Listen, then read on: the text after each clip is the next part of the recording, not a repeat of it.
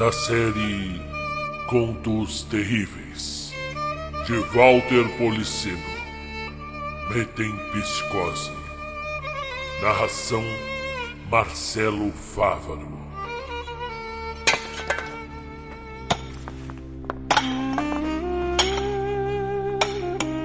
Os últimos golpes de picareta ressoaram no silêncio do vale.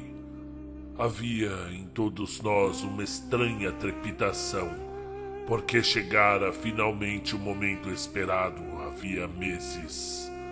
A porta de mármore do túmulo do faraó estava aberta. Voltei-me durante um momento a contemplar o vale dourado pelo sol que descia para o ocaso. Ao longe, divisava-se o magnífico templo branco de Del al-Balhi, com suas colunatas que pareciam imitar o estilo dórico. O templo, cotado na rocha calcária do Vale de Tebas e coroado por uma gigantesca cadeia de rochedos, assemelhava-se a um anfiteatro aberto sobre o deserto. O vento soprava através do desfiladeiro do vale, num murmúrio misterioso. O deserto imenso de um lado e a maciça barreira de rochedos do outro faziam com que nos sentíssemos mesquinhos e perdidos, intimidados pela sua grandeza. Não passávamos de minúsculos pontos no deserto, e o próprio templo milenar, visto à distância e no conjunto do quadro, parecia pequeníssimo. O baque de uma pedra que se despenhou acordo num devaneio. A vista e o pensamento voltaram-se para o túmulo de Néfer, cuja abertura negra na areia dourada parecia prestes a engolir-nos. — Quer entrar primeiro? Perguntou-me o professor. Não seria melhor deixar tudo para amanhã? Agora já é tarde.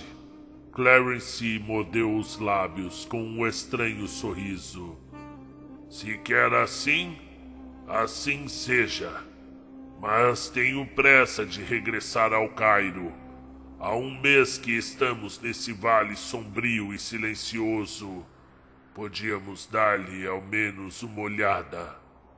Como queira, precedendo-o aborrecido por ter lido uma nota de ironia no seu olhar. Clarence pensava, provavelmente, que eu tivesse medo e que, como já acontecera a tantos outros, as superstições e as velhas histórias que circundam, com um ar de mistério e terror, as pesquisas arqueológicas no Vale do Nilo houvessem me impressionado também. Descemos por uma estreita passagem até uma câmara de paredes inclinadas, que se encontravam no alto para formar o teto, e daí abriam-se dois corredores, que conduziam evidentemente a duas salas, em que estavam dois sarcófagos. Eu vou explorar esta passagem, disse Clarence, enveredando por aquela que ficava à nossa direita, fazendo sinais aos outros que o seguissem. Seria incômodo para o senhor explorar esse outro corredor? Perguntou-me a seguir. Não lhe dei resposta, e entrei pelo corredor à esquerda, com paredes de pedra coberta de hieróglifos. Cheguei a uma saleta, e a luz da minha lâmpada destacou um baixo relevo de pedra calcária, que continha algumas passagens do Livro dos Mortos. Ao longo das paredes, havia místilas que sobre elas estavam dispostos os objetos mais variados, figurinhas de madeira esculpidas, pintadas com cores vivas, porta-perfumes de alabastro, jarras azuis em forma de flores de lótus, vasos de cânapo, recipientes de alabastros para cosméticos. Num ângulo havia um cofre baixo, com entalhes de majólica azul, marfim e ébano. Nele estavam gargantilhas, amuletos, braceletes e anéis, leques de ouro e ébano, espelhos, mancais de bronze e cobre. E eu compreendi que havia penetrado no túmulo de uma jovem egípcia, talvez filha de Néfer. Aproximei-me do sarcófago coroado por Ba, a ave alma, em forma de falcão, com um semblante humano, e por uma estátua de pedra preta de Anubis, o deus do mundo subterrâneo. Sobre a tampa estava esculpido e pintado em cores muito vivas, com raro poder de expressão, o retrato de uma moça. Na imobilidade misteriosa da pedra, ela parecia fitar-me de um modo muito estranho. Seus olhos negros e profundos e os lábios, numa atitude de impenetrável sorriso, davam-lhe uma aparência de vitalidade que me impressionou. Amun-Et, filha de Néfer II. Contemplei o seu simulacro, absorto, como se ela ainda estivesse viva. Era maravilhosamente bela, mas isso não bastava para explicar aquilo que eu sentia. Havia nos seus olhos, em seu rosto, na sua expressão, qualquer coisa que suscitava misteriosas harmonias na minha alma.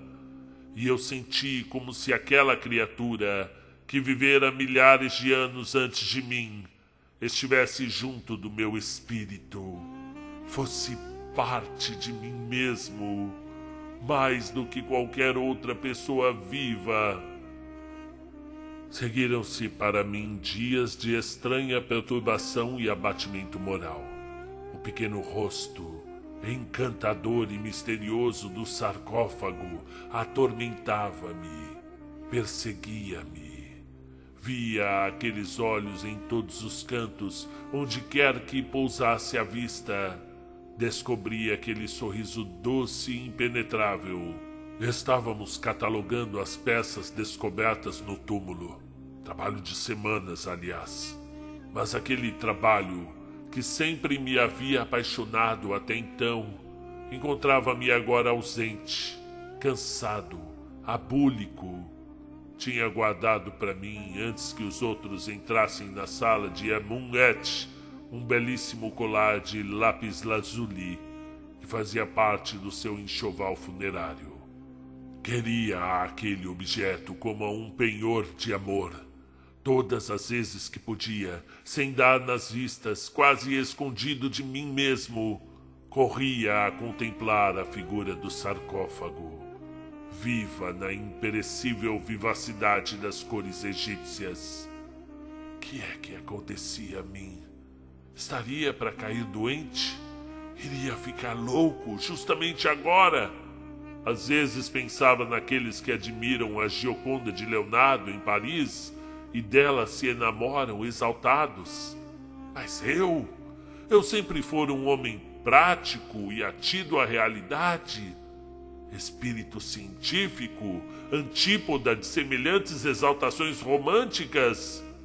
E então, Amun-Et, contemplando aquele vulto, procurando penetrar o mistério daquele olhar, o segredo daquela vida, sentia subir em mim uma incomparável paz espiritual. Mas tinha que lutar, subtrair-me àquela fascinação secreta antes que meus nervos, por demais tensos, pregassem-me qualquer partida perigosa. Certamente tudo isso era efeito da solidão e da estranha atmosfera, encantada e quase mórbida do Vale dos Túmulos dos Reis. Dei-me pressa em fazer embalar o sarcófago de Amun-Et, prometendo a mim mesmo não mais pôr-lhe a vista em cima.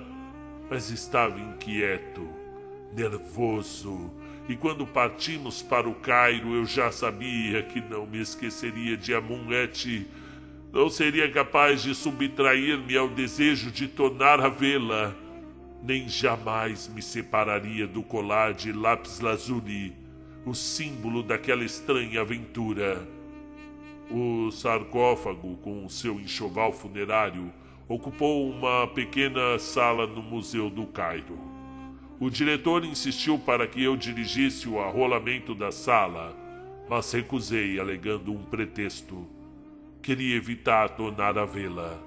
Lutar contra aquele sentimento impossível, a que não sabia que nome dar, mas que me dominava inteiramente o espírito. A sala foi aberta ao público e uma semana mais tarde fui lá.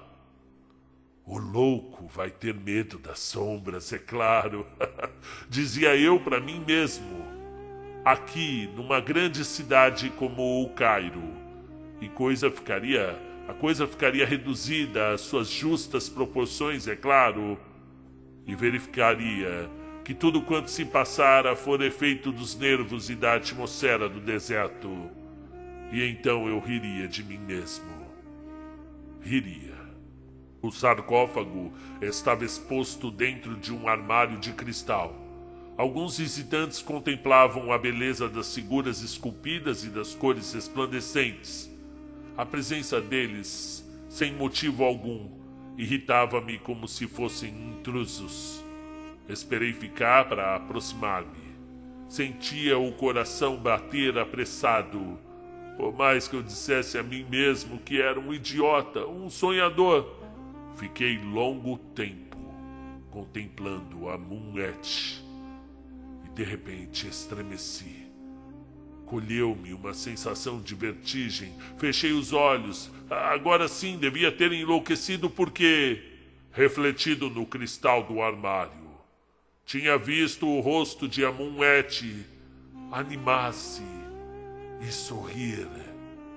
Voltei-me instintivamente e mal pude reter um grito de espasmo, pois perto de mim estava a encarnação viva de Amun-Et, e não um fantasma, mas a cópia viva e palpitante da figura do sarcófago.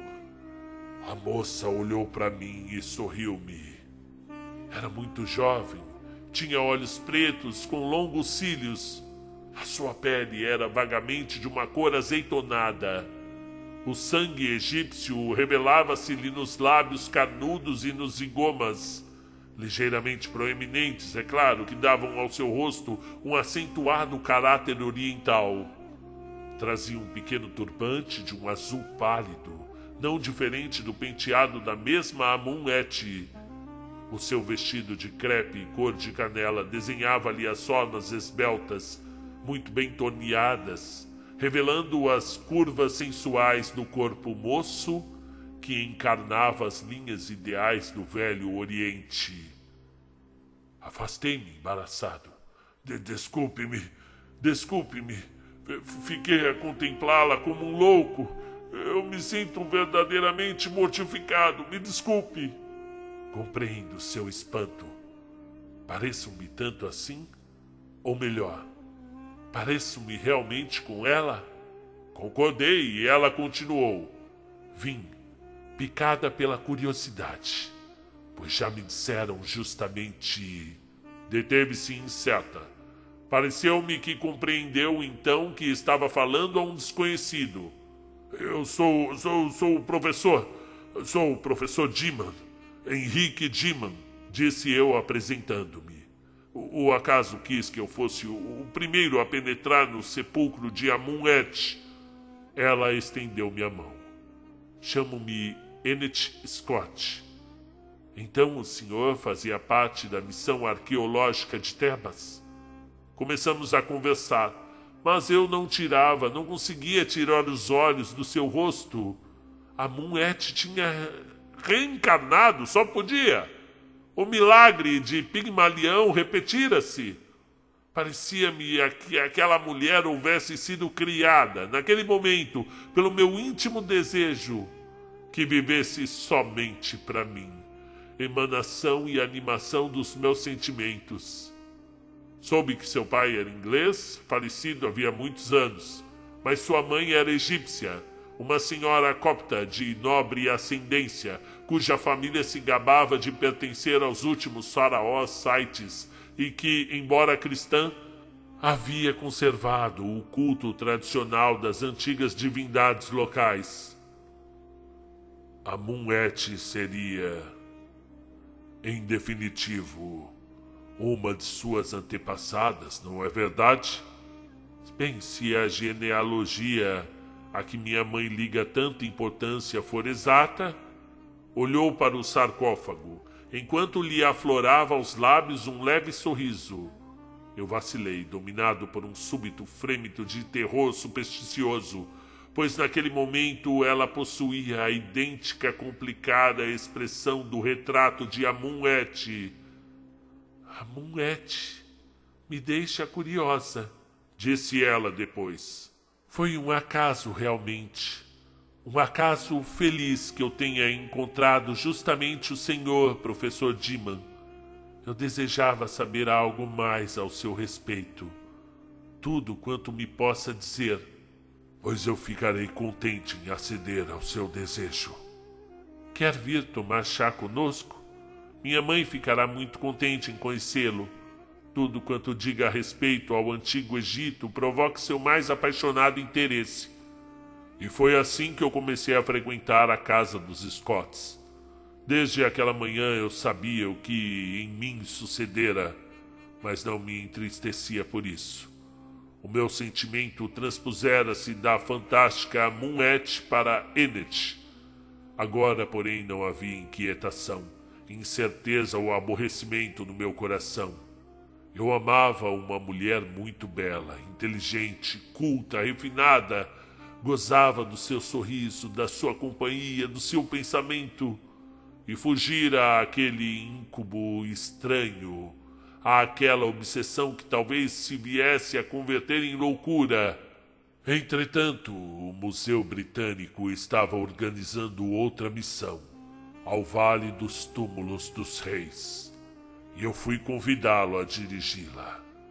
Era uma proposta tentadora, irrecusável, mas teria que renunciar a ver Renet durante vários meses. E naquela noite fui convidado a jantar na casa dos Scotts. Ennet notou imediatamente que alguma coisa me preocupava. Depois do jantar, saímos juntos para o jardim, onde havia uma fonte de mármore verde semi-oculta entre os canteiros de plantas tropicais. Tem alguma coisa que o perturba, professor Diman? O que é? Perguntou com sua voz quente. Bem, eu fui convidado pelo Museu Britânico para dirigir as escavações no Vale do Tebas. Ennet hesitou um instante. É uma grande oportunidade que lhe oferece, disse, destacando as palavras. Está contente? Peguei-lhe na mão. Teria ficado contente há um mês antes de conhecê-la. Mas como poderia aceitar ir remexer a poeira do passado e as sombras da morte, quando aqui, junto de mim, encontrei ao seu lado a vida? Ela voltou para mim interrogativamente, aqueles seus grandes olhos, semelhantes a gemas luminosas, na alvura do seu rosto que repetidamente tornara-se pálido. Alguns dias antes fizera-lhe eu presente do colar de lápis lazuli de Amun-Et, e naquela noite trazia-o. As pedras azuis, betadas de ouro, brilhavam como se fossem mágicos fogos aprisionados. Se o senhor se explicasse melhor, eu te amo. Já a amava antes de encontrá-la, antes de conhecê-la. Já estava loucamente apaixonado. Agora, eu sonho apenas em viver ao seu lado, amá-la, torná-la feliz. Ela continuou a fitar-me e durante um momento calou-se. O cicio da água na fonte causou-me uma estranha impressão. Os lábios da moça tremiam ligeiramente. Estreitei-a nos meus braços e beijei-a. Ennet, você é o amor da minha vida. Eu ficaria louco se pensasse que você não existisse e eu tivesse nascido tarde demais para conhecê-la. Quer casar comigo, Ennet? E um mês depois, parti para o Vale dos Reis, como chefe da missão arqueológica. Rennet tornara-se minha esposa e me acompanhava. Aquele período permanecerá na minha memória como o tempo mais feliz da minha vida, de uma felicidade estática sem limites. Além de seu apaixonado amor, Rennet oferecia-me a sua preciosa colaboração e revelou-se uma companheira utilíssima no delicado trabalho da missão, sobretudo pelo conhecimento da língua egípcia e dos caracteres hieroglíficos das diversas dinastias. Eu a amava, com um amor que, por vezes, me espantava por sua violência, como se pudesse amar uma criatura perdida nos séculos, na noite dos tempos, que finalmente se encontrou e se receia perder. A não ser os componentes da missão, estávamos sós no Vale dos Reis, sós no deserto imenso, entre os restos de uma civilização milenária que nós próprios estávamos trazendo a lume. E às vezes parecia-me viver num estranho encantamento, sair da realidade do tempo e estar junto de Amun-Ek, preso a ela por um amor que houvesse desafiado os séculos. E a cada dia se me revelava um aspecto novo da complexa personalidade de Rennet, a sua cultura, a sua força de caráter e, sobretudo, a sua ardente e apaixonada vitalidade. A sua ânsia de viver era febril e revelava-se em todo o seu comportamento e quase em cada uma de suas palavras. Às vezes desconcertava-me não descobrir os seus pensamentos e os segredos da sua alma. Por exemplo, uma vez ouvia, num momento de intimidade e euforia, à vista da gigantesca estátua de Amon-Ra, entre as ruínas do templo de Derhal-Barri, desafiar a morte para atingi-la. E não era uma brincadeira, mas sim uma desconcertante manifestação de quanto de oriental havia no seu espírito. Ficarei sempre consigo. Estarei ao seu lado, enquanto você tiver vida, disse-me depois. A morte não terá poder sobre mim, porque eu o amo demais. Não fale coisas absurdas, querida, mas eu penso assim. E penso que não poderei morrer enquanto nos amarmos assim. Sabe o que é a morte? Você sabe. É a fraqueza de vontade de quem não tem força de viver. Isso é a morte. O homem cede inteiramente à morte, unicamente pela fraqueza da sua vontade. Eu sorri. É uma teoria tipicamente faraônica, não? Foi um escritor, seu Patrício, quem o disse, Glanville. Uma vez, quando regressava das escavações, encontrei Rennet, que brincava com o seu colar de lápis-lazuli. Estava estendida numa cadeira com um fundo de tela. A expressão abstrata, ausente do seu rosto impressionou-me, assim como me impressionara sempre a predileção que manifestava por aquele colar, se bem que possuísse outros mais belos e mais preciosos. Sentei-me em silêncio ao seu lado. Eu quero lhe dizer uma coisa curiosa, Merit, disse ela em certo momento, chamando-me Merit, que em egípcio quer dizer amado, dileto. Quando você me deu este colar, tive a impressão de havê-lo já possuído, de conhecê-lo em cada veio das suas pedras. É uma impressão bizarra, não acha? Hipnótica, que se agita no meu peito e faz surgir imagens que não me atrevo a definir, como fragmentos de um sonho sobre o qual a gente tenta fixar a atenção, mas que se esvai. Apertei os lábios com ceticismo, e ela continuou. Lá lhe sucedeu andar por um lugar onde nunca havia estado, e achá-lo estranhamente familiar, como se a ele estivesse ligado a uma parte desconhecida da sua vida. Já te aconteceu isso? Bem, uma ou duas vezes, Mas eu deixei de acreditar em certas histórias quando completei 7 anos. Fingi rir à sua custa, mas fitava preocupado, pois me parecia realmente conturbada. Não devia esquecer que ela era metade egípcia, tinha sempre vivido no Egito, e não podia subtrair-se inteiramente ao peso de crenças ou de superstições milenares. A atmosfera desse lugar começa a te fazer mal, observei. Ficaria muito mais sossegado se você voltasse ao Cairo, Rennet. Não, nunca mais o deixarei. Nunca mais. Mas ao contrário, deixou-me. A missão devia ultimar os seus trabalhos durante o mês de julho, pois naquela época começa a inundação do Nilo. As chuvas, porém, começaram a cair antes do previsto, com inaudita violência. Devíamos notificar dali e dirigir-nos imediatamente para Kene, o centro mais próximo, onde passa a grande estrada de ferro que contorna o Nilo, atravessa o deserto arábico até o Cairo e Alexandria. Todos os homens da missão trabalhavam febrilmente na preparação do comboio. Sabíamos que um grave perigo nos ameaçava, pois Kenen estava sobre outra margem do Nilo, e não poderíamos chegar até lá se as águas houvessem ultrapassado as eclusas de Del al-Bahri.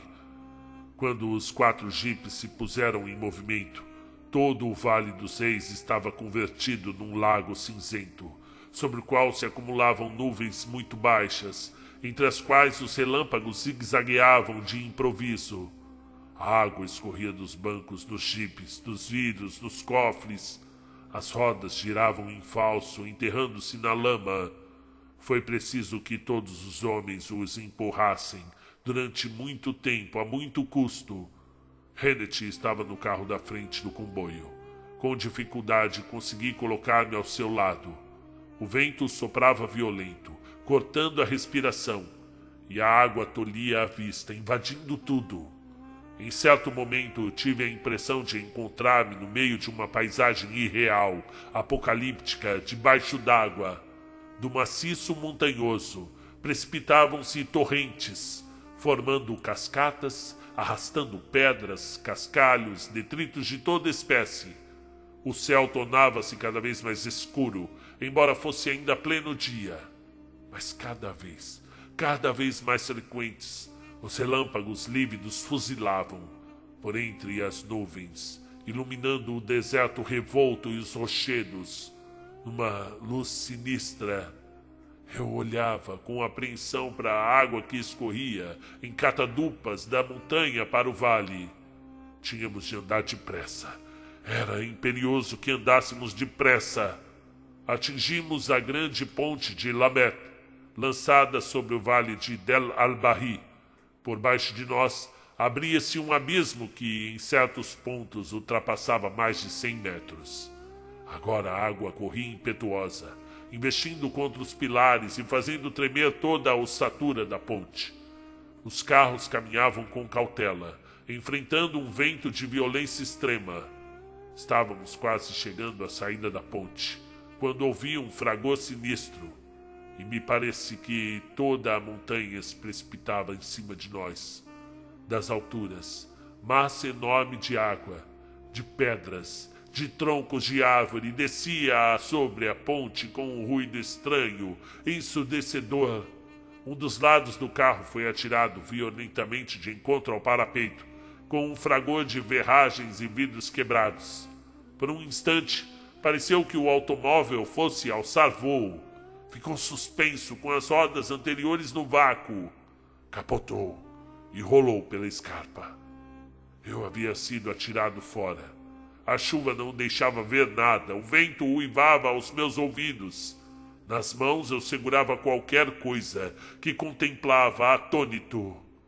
Era o colar de Rennet. Era o colar que instintivamente tinha agarrado no instante da desgraça e se havia despedaçado.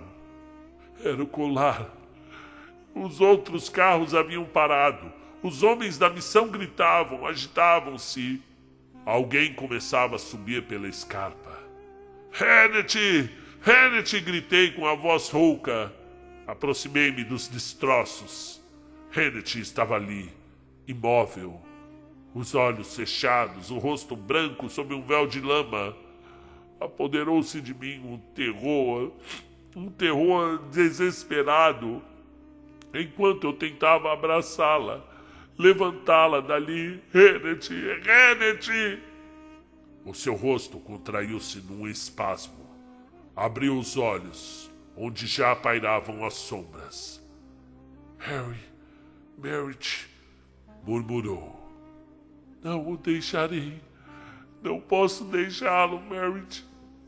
Tentou abraçar-me, e eu apertei-a desesperadamente. Hennessy, meu anjo, minha pequenina.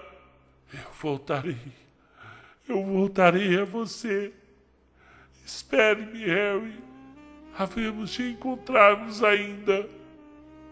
O trágico fim de Hennessy deixou-me estupefato. Nos meses que se seguiram, invadiu-me uma espécie de torpor interno, e foi como se me houvesse tornado incapaz de sofrer, fechado e indiferente a tudo que me rodeava. Depois, pouco a pouco, voltei à realidade. Ao encontrar-me num universo novo, esquálido, estranho, decidi sair do Egito. Não me era possível permanecer onde cada pedra, cada pedaço de madeira, cada parede me recordava Hennessy, o amor perdido. E por isso voltei à Inglaterra, deixando ao tempo a missão de sanar-me as feridas do espírito. E assim aconteceu de fato, de tal modo que, passou-se 4 anos da tragédia da Ponte de Lambeth. Casei-me com uma senhorita de nobreza provinciana inglesa. Seu nome era Miss Laura Doyle, filha de um barão do condado de Sussex. Eu não estava propriamente enamorado de Laura. Não era capaz mais de amar, mas naquele frio despertar que se seguira ao sonho maravilhoso que tinha vivido, mas sentira-me insensivelmente atraído por ela.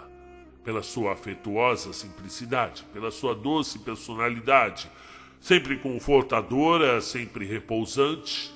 Não podia, é claro, compará-la a Hennessy. Agora, ao pensar nisso, posso dizer que uma e outra eram 2 antípodas, física e espiritualmente. Hennessy era uma ardente beleza oriental. Laura, tipicamente anglo-saxônia, de olhos azuis luminosos, num rosto um pouco enxangue e as manifestações mais secretas do seu espírito. A nossa vida transcorria tranquila, sem ardor de paixão, fundada apenas na sólida base de uma recíproca estima. Em nossa moradia de campo, entre os prados e as colinas do Sussex, eu penso que Laura havia adivinhado que houvera um drama terrível na minha vida, embora eu jamais lhe houvesse falado, nem ela me tivesse feito qualquer pergunta ao tal respeito, e, às vezes, seus olhos velavam-se de melancolia. Talvez fosse a intuição de que não conseguiria nunca me fazer esquecer e tornar-me feliz. Mas eu estava convicto de ter esquecido, Tanto era que mal me chegou às mãos uma carta do Museu Britânico com a proposta de voltar ao Vale dos Túmulos dos Reis. Eu falei nisso ligeiramente a Laura. Seus olhos acenderam-se de entusiasmo. Vai ser maravilhoso. Eu o acompanharei naturalmente. Mas eu não tenho a intenção de voltar mais lá. A desilusão estampou-se em seu rosto e eu tornei persuasivo. Veja, querida, a África e o deserto não são semelhantes às nossas campinas do Sussex, mas seria tão romântico. O deserto é romântico somente no cinema e nos cartões postais ilustrados. Aqui, no Sussex, temos tudo quanto Mas eu não quero ficar decrépita entre as comodidades do Sussex. Mas acredite em tudo que eu tô te dizendo, Laura. É a sua moldura natural. Na África, você se sentiria como um peixe fora d'água. E era isso. Eu exprimira a essência do meu modo de pensar a respeito de Laura. Os tépidos prados de Esmeralda, a caça à raposa, o campo de golfe, isso era o ambiente natural dela, assim como um deserto de fogo, as solidões misteriosas, as ruínas milenares do Antigo Egito eram a moldura de Renet. Eu não conseguia imaginar Laura montando num camelo, sob um sol a pino ou entre as ruínas das sepulturas. Ela, porém, tanto insistiu e tanto fez que eu acabei aceitando o encargo do Museu Britânico. E nesse ponto não tive motivos para mudar de decisão. Enquanto fazíamos nossos preparativos, Laura apareceu-me sob uma nova luz. Alegre como jamais fora, impaciente por conhecer aquele mundo longínquo, diferente através do qual esperava talvez conhecer uma parte importante da minha existência, dos meus pensamentos, da minha vida espiritual. Poucos dias antes da partida, ocorreu um incidente que me perturbou. Entrava eu em casa e Laura veio ao meu encontro, alegre, sorridente. Trazia no pescoço o colar de lápis lazuli que fora de Amun-Et e depois de Renet. Experimentei um mal-estar indefinível, algo quase uma obscura sensação de terror. Laura riu-se da minha surpresa. Ah, que mal que você é! Tinha escondido este belo colar. Não quis fazer-me presente dele. Eu tinha a certeza de que não estava mais comigo. Onde o encontrou? Numa velha roupa colonial com um fecho quebrado. A terrível cena da ponte de Lamé sulcou-me o espírito como o fulgor de um relâmpago. Uma sensação de vertigem apoderou-se de mim e eu fechei os olhos. Pareceu-me afundar num abismo. Harry, Merit, eu voltarei a você. Vamos nos encontrar ainda. Tomei a ouvir a trágica invocação no fragor da tempestade. Que você tem? Perguntou Laura admirada. Desconfiou do colar. Não quer que eu... Fiz sinal que não. É um velho colar egípcio. Pertencia a uma princesa morta muito jovem. Eu não gosto de vê-la tocar nesse colar, porque dizem que traz desgraça, como se possuísse um poder maléfico. Laura olhou fixamente para mim e depois riu. Se é só por isso, eu desafio todas as maldições. Algumas semanas mais tarde estávamos no Cairo, mas depois de haver encontrado novamente o colar, eu não me sentia muito seguro de ter feito bem em regressar ao Egito. Passado volta ao assalto, como que em ondas constantes que me ameaçassem tragar-me. Antes de partir do Cairo para o Vale de Tebas, Laura quis visitar o Museu Arqueológico. E assim, contra minha vontade, quase atraído por uma força misteriosa e fatal, encontrei-me em frente da arca de cristal de Amun-Et. Aproximei-me sem sentir, como num estado de hipnose, e em dado momento experimentei uma sensação vertiginosa de extravio. Amun-Et estava diante de mim, no esplendor do policromo do sarcófago, remota, arcana, maravilhosamente bela. Renet fitava-me através dos olhos de pedra da princesa. Senti-me envolto numa nuvem pesada que me sufocava. Nela, somente os olhos eram vivos. Aqueles olhos escuros e misteriosos como os que eu tinha tanto amado. Harry, Merit, eu voltarei a você. Vamos nos encontrar ainda. tinha dito Rennet. Agarrei-me à balaustrada e senti um arranco de mim mesmo, de dentro de mim. Rennet, meu grande amor, não voltaria nunca mais. No passado, no presente, no futuro, em nenhum lugar do universo jamais encontrá-la-ia novamente. A voz de Laura chamou-me à realidade. É maravilhosamente belo. Tem qualquer coisa de moderno e fascinante.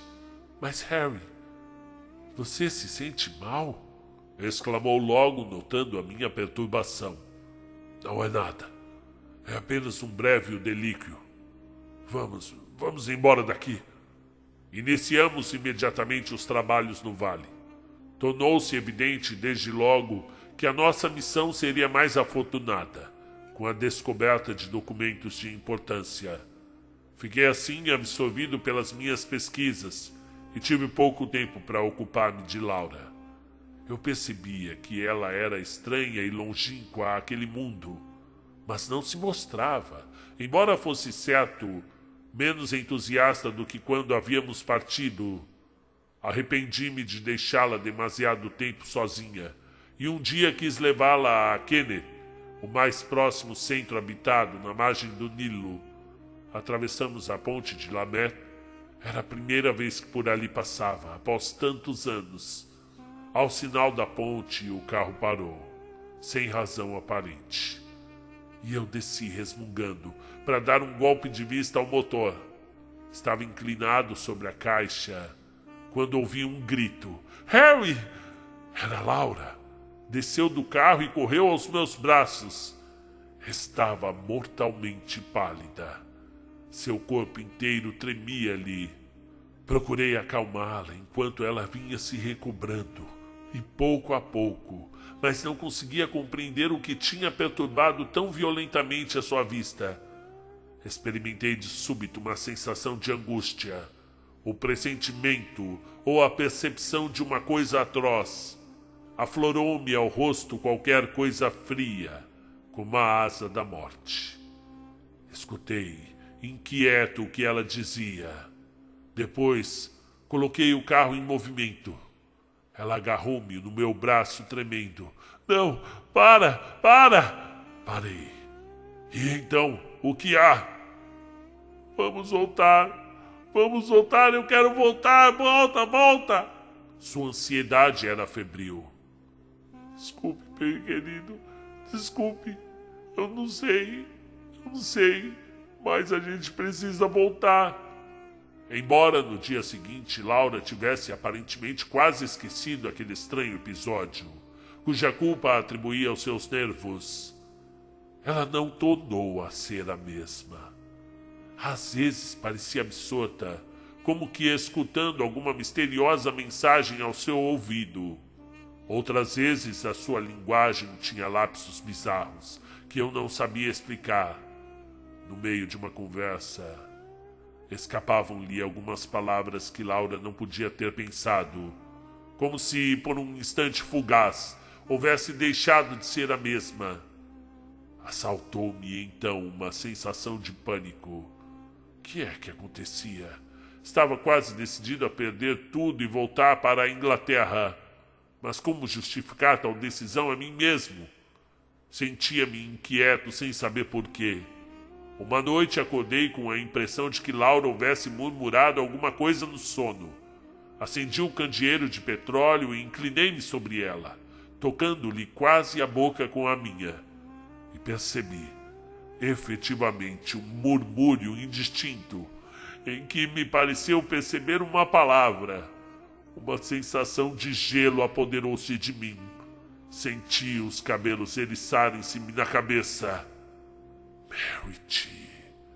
Merit, murmurava a Laura. Eu devia ter me enganado, é claro que eu estava enganado. Não era uma alucinação. Pois Laura, em estado de vigília, não conhecia uma única palavra de egípcio antigo ou moderno. Invadiu-me um terror obscuro e incoercível que me regelou a alma. E naquele momento, Laura acordou em sobressalto. Olhou para mim com um olhar espantado e pareceu não me reconhecer. Depois um relâmpago de compreensão acendeu-me nas suas pupilas. Abandonou-se dos meus ombros e desatou a chorar, sacudida de soluços histéricos. Sonhara, mas não conseguia recordar-se de nada, a não ser da sensação de terror que a dominava. No dia seguinte, Laura voltou sozinha à ponte de Lamet. Fui à sua procura, pois não a encontrara na nossa barraca. Levava-me uma vaga intuição.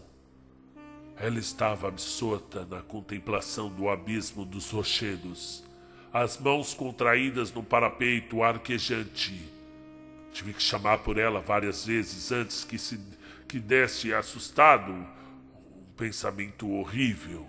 Uma daquelas ideias horripilantes que não ouso confessar, com receio de passar por doido varrido, começava a aflorar-me no espírito. Por que é que você veio aqui, Laura? Hesitou um pouco antes de me responder. Depois disse: para verificar o que foi que me espantou no outro dia, por mim. E eu começava a questionar o que foi, por quê? Insisti ansioso. Eu não sei. Há qualquer coisa nessa ponte. Qualquer coisa à espera de mim. Eu não compreendo. Agora, podemos voltar? Vamos voltar. Ela segurou-se ao meu braço e olhou para mim no fundo dos olhos. Harry, eu tenho medo de enlouquecer, disse em voz baixa e incolor, que me fez estremecer. Às vezes eu penso que eu não sou eu. Parece-me conhecer coisas que eu ignoro. Mas eu não sou capaz de analisar aquilo que eu sinto. É como se uma força estranha tentasse arrebentar-me a mim mesma. Olhe, jamais poderei explicar. No dia seguinte, escrevi à diretoria do Museu Britânico, pedindo a minha substituição. Mas a catástrofe ocorreu justamente naquele dia, mesmo antes que eu pudesse supor. Era noite alta, e eu estava trabalhando a catalogar as peças arqueológicas que havíamos encontrado. Em dado momento, ouvi um cicio, como se alguém que viesse de fora. Fiquei escutando.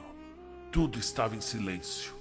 Só de um ponto muito afastado chegava o uivo de um animal noturno. Um grito monótono, incessante, perseguidor, como o chamado implacável de uma obsessão. É claro que eu não fiquei tranquilo e fui ver o que Laura estivesse fazendo, mas não a encontrei na nossa barraca.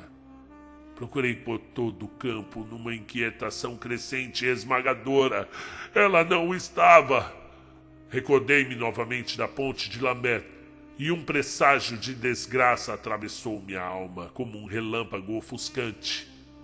Resolvi logo tudo, com uma pressa febril. Chamei um chofer do pessoal egípcio.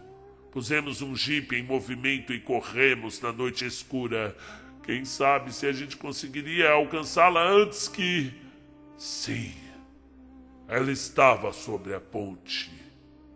A luz deslumbrante dos faróis destacou-a nitidamente, e eu soltei um brado que se juntou ao seu grito mortal, pois Laura galgara o parapeito da ponte e precipitara-se no vácuo, no precipício. O jipe que eu mandara de volta ao campo regressou com socorros de urgência, passada meia hora. Em lentos passos, Laura foi transportada até a barraca.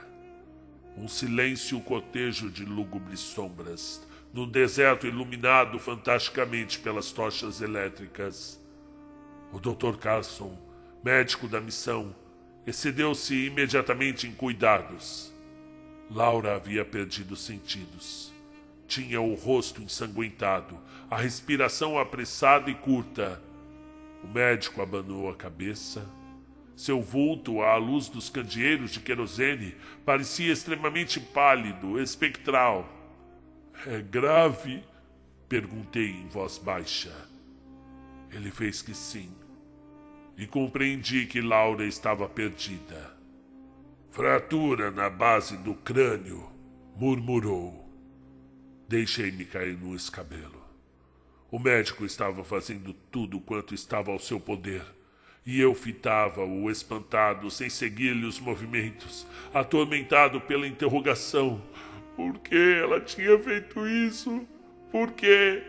Qual foi a força que a impelira a precipitar-se no abismo?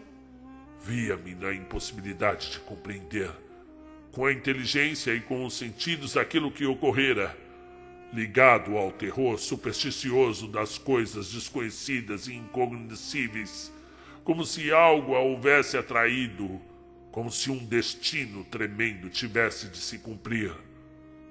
Já a palidez da morte começava a espalhar pelo seu semblante. Tudo era silente no campo, como se tudo houvesse parado à espera que a tragédia se cumprisse. Eu estava só com ela e via que a vida lhe fugia através da respiração ansiosa, enquanto entre nós se erguia um muro invisível que já nos separava. E por trás desse muro tratava-se a última luta entre a vida e a morte. Em certo momento, o rosto enxangue de Laura coloriu-se levemente de encarnado. Via agitar-se como num supremo esforço, e depois disse-ia que as forças da destruição tivessem levado a melhor. Mas não estava tudo acabado ainda. Uma alma queria viver num corpo que estava condenado a morrer.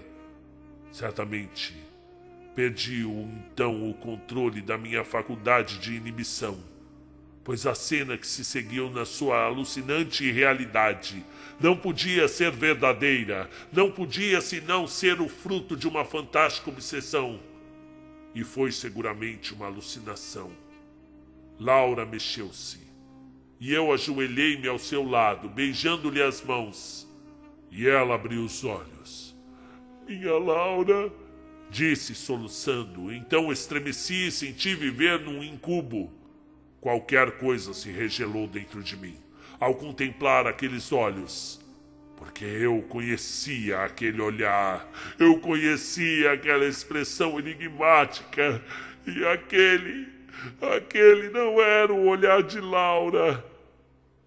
She wine in the bat Nefraim entot rena ai. Ouvi que ela sussurrava e experimentei então uma sensação indefinível, semelhante àquela que teria sofrido com o desabafo fulminante do mundo que me circundava. Aqueles dizeres eram egípcio antigo, língua inteiramente desconhecida de Laura. Os lábios da moribunda tinham dito: seremos felizes com você junto de mim.